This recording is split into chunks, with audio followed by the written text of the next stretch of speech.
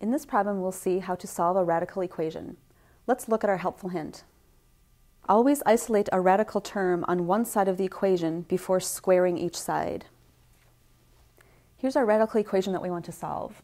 5 plus the square root of x plus 15 equals x. Our helpful hint said to first isolate the radical before squaring each side. Isolating the radical means subtracting 5 from each side.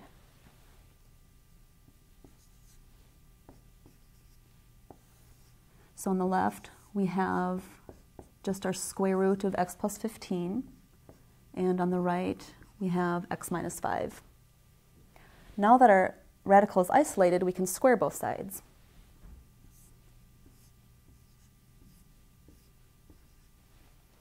On the left, squaring a square root just gets rid of that radical symbol, and we have x plus 15.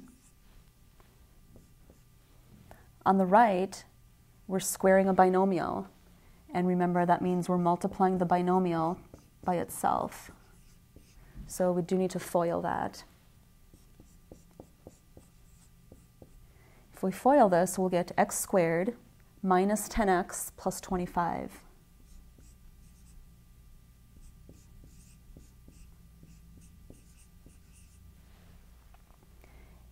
And now we have a quadratic equation to solve. Let's get this into standard form by subtracting the x and the 15 on both sides.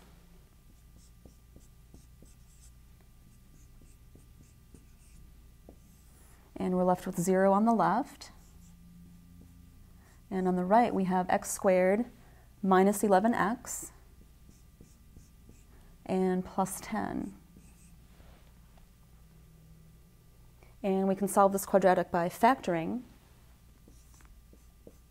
This trinomial factors into x minus 10 times x minus 1. And then we want to use the zero factor property and set each factor equal to 0. Either x minus 10 equals 0 or x minus 1 equals 0. Solving each of these equations gives us our solutions of x equals 10 or x equals 1.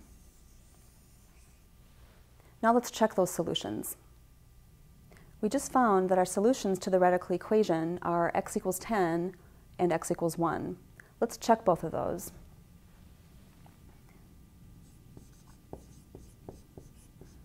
First we'll check x equals 10.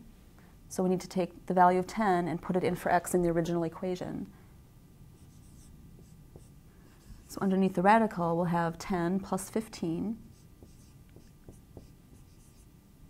equals 10. And we want to know if this gives us a true statement.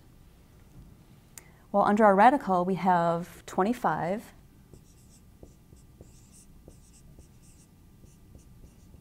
And the square root of 25 is 5. So on the left, we've got 5 plus 5. That does equal 10.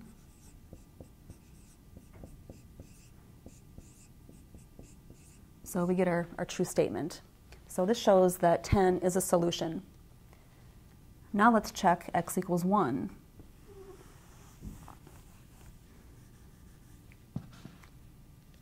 Putting 1 in for x in our original equation, under the radical, we'll have 1 plus 15.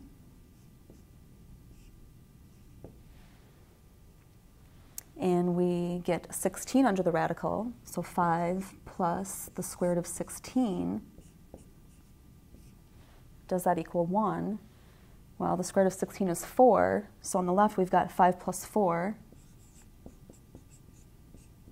And we know that that will not equal 1. 9 does not equal 1.